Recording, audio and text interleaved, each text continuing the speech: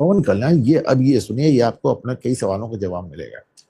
उन्होंने कहा कि हिंदुओं को अपने धर्म की रक्षा करने का तरीका मुसलमानों से सीखना चाहिए। ये आज की खबर है। ये उन्होंने कहा हिंदुओं को अपने धर्म की रक्षा करने का तरीका मुसलमानों से सीखना चाहिए। कितना प्रतिबद्ध हैं, मतलब बड़े से बड़ा वाइस प्रेसिडेंट और प्रेसिडेंट से लेके चीफ इलेक्शन कमिश्नर से लेके चीफ जस्टिस से लेके और आपके खोमचे वाले तक, सांसद से लेके विधायक से लेके आम आदमी से लेके आईएएस से लेके ब्यूरोक्रेट से लेके आपके यहाँ जो रेड़ी लगा रहा है वहां तक, सब के सब अपने मजहब के लिए कितने प्रतिबद्ध हैं। पवन कल्याण ने कहा कि हमारे लिए मैसेज है, we should learn from them.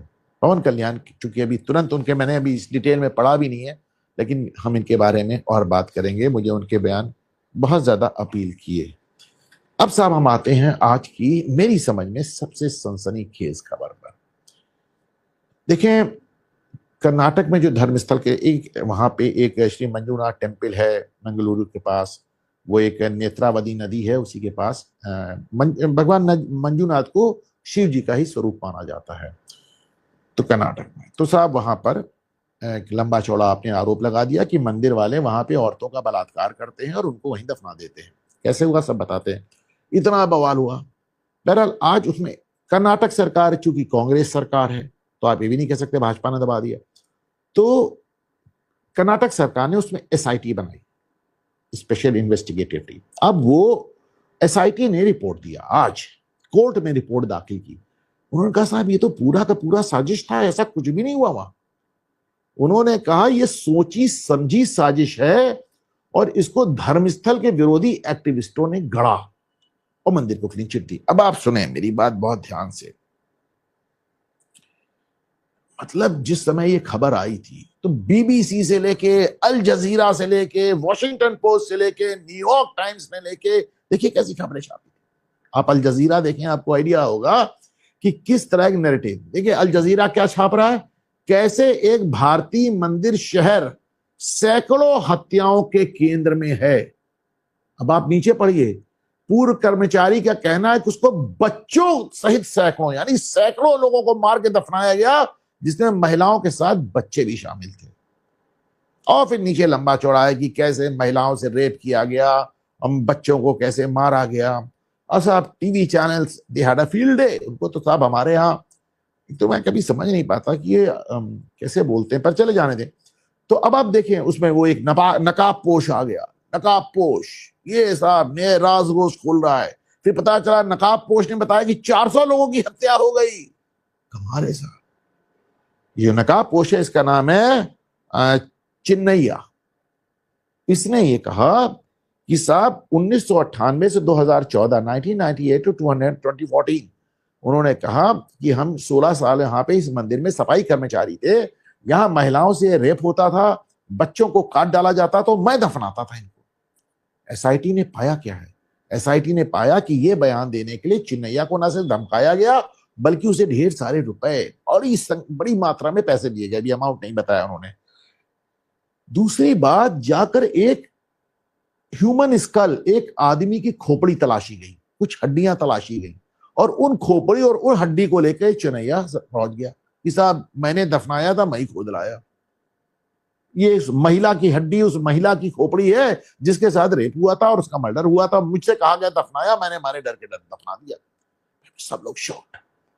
पता चला वो जो नरमुंड था वो एक आदमी का निकला जिसको महिला का बता रहा था। बहरहाल एसआईटी ने यह भी बताया है कि पूरे जंगल में घूम घूम के इन लोगों ने फर्जी सबूत प्लांट किए, गाड़े की बाद में पकड़े जाएंगे। सीसीटीवी से बहुत कुछ सामने आया, सब के सब पकड़ गए हैं और ये चिन्नैया के अलावा 5 लोग और पकड़े गए हैं। अब आप देखें, आप सोचेंगे ये साजिश हुई कैसे।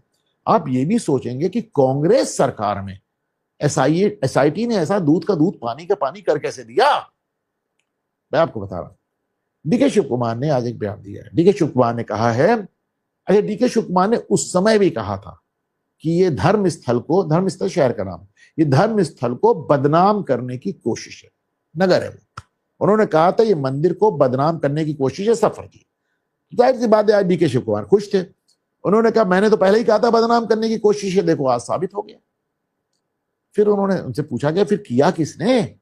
उन्होंने कहा मुझको लगता है ये भाजपा और आरएसएस का आपसी झगड़ा है।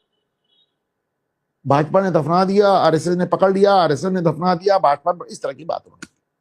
मैं बता रहा हूं है क्या, ये भाजपा आरएसएस का नहीं, ये डीके शिव कुमार और सिद्धारमैया का आपसी झगड़ा है। सिद्धारमैया पहले दिन से हिंदू धर्म को गाली, सनातन को गाली दे रहे हैं। उन्होंने मल्लिकार्जुन खड़गे के लड़के प्रियांक खड़गे को अपना कैबिनेट मिनिस्टर बनाया, जो कक्षा 12 पास है और जो आईटी मिनिस्टर है। सोचिए, कक्षा 12 पास, वो तो खुलेआम सनातन को कोड़ कहता है, सनातन को मिटाने की बात कहता है। सिद्धारमैया हिंदू दशहरे का वो जो है उद्घाटन एक मुस्लिम महिला से कराते हैं। लगातार हिंदुओं के खिलाफ वो भी बोल रहे हैं, खड़गे भी बोल रहे हैं, सब लोग बोल रहे हैं। सिर्फ वहां पे इकलौते डीके शिव कुमार ऐसे हैं जो हमारे यहाँ प्रयागराज में महाकुंभ में नहाने आए थे, ओनली मैन। तो वही नहीं आए थे, उनकी पत्नी आए थे, उनके बच्चे आए थे। और इस बात उस समय भी बहुत बुरी लगी थी सिद्धारमैया को, क्योंकि सिद्धारमैया कुंभ को बकवास बता रहे थे और डीके शिव कुमार आके नहा के चले गए। मैं नहीं जानता कि डीके शिव कुमार की कितनी श्रद्धा है, कितनी आस्था है, मैं व्यक्तिगत रूप से नहीं जानता। हो सकता है ये एक राजनीतिक तरीका हो कि भाई मुख्यमंत्री अगर एकदम नास्तिक बना बैठा है तो जो आदमी मुख्यमंत्री बनना चाह रहा है, deputy chief minister DK Shivakumar, वो आस्तिक हो गया। हो सकता है ऐसा हो, I just don't know and I don't want to guess. पर एक बात तय है कि डीके शिव कुमार पहले दिन से कह रहे थे फर्जी है, और ये जो कुछ हुआ, अच्छा इसमें जो कार्यकाल बताया गया, वो भाजपा का कार्यकाल बताया गया, उसी दौरान मर्डर्स हुए, ये डेफिनेटली कांग्रेस की साजिश थी। और कांग्रेस में साजिशकर्ताओं को डेफिनेटली सत्ता का, मुख्यमंत्री का, सबका वरदहस्त प्राप्त था, और डीके शिव कुमार ने इसको खारिज कर दिया। लेकिन आप सोचे, 400 मर्डर, 500 मर्डर, पूरी दुनिया, पता चला एक भी नहीं हुआ, कुछ नहीं हुआ। कहीं और से जाके शमशान घाट से किसी का नरमुंड उठा लाए, ह्यूमन स्कल उठा लाए, और कह दिया इस महिला का शव है, इस महिला की हड्डी है जो जिसका रेप और मर्डर हुआ। सोचे जरा कितनी बड़ी साजिश।